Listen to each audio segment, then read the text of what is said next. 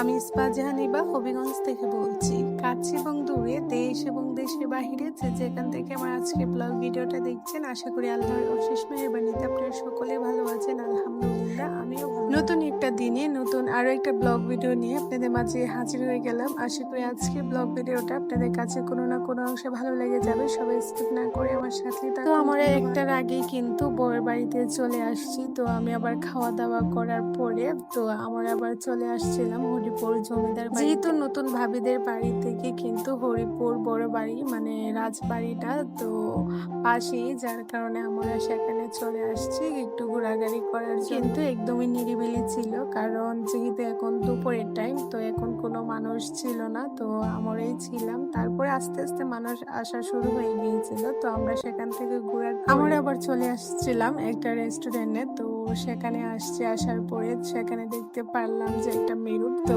মেয়ে মানুষ বুঝতেই পারছেন, এটা দেখলে একটু ঢংঢাক করে। আর এই রেস্টুরেন্টটাও কিন্তু খুবই নিরিবিলি ছিল, কারণ রাত্রে সেখানে মানুষ থাকে মানে মানুষরা আসে, আর রাত্রে কিন্তু অনেক সুন্দর লাগে। আর আপনারা যারা হবিগঞ্জ মাধবপুরের ভিতরে আছেন, আপনারা চাইলে কিন্তু সেই জায়গাটা আসে ঘুরে যেতে পারেন। তো এটার লোকেশন হচ্ছে হবিগঞ্জ মাধবপুর ফুচকা বাড়ির কিন্তু পাশেই ফুড হেভেন। এটা কিন্তু নতুন উদ্বোধন হয়েছে, আর এটার খাবারও মাশাআল্লাহ অনেক বেশি ভালো ছিল। আর এটা কিন্তু রাত্রে আরো বেশি সুন্দর লাগে। তো রাত্রে আর কি মূলত সবাই আসে, যেহেতু আমরা রাত্রে আসতে পারবো না, যার কারণে আমরা এখনই আসছি আর একটু ঘোরাঘুরি করলাম সেখানে। আর আমরা নিজেদের মধ্যে কিন্তু অনেক সময় কাটিয়েছি, খাওয়া দাওয়া করলাম। এখন কিন্তু ভারী উদ্দেশ্য রওনা দিয়ে দিব। আর এটা হচ্ছে সামনের দিকটা, দেখুন কত সুন্দর, রাত হলে আরো বেশি সুন্দর।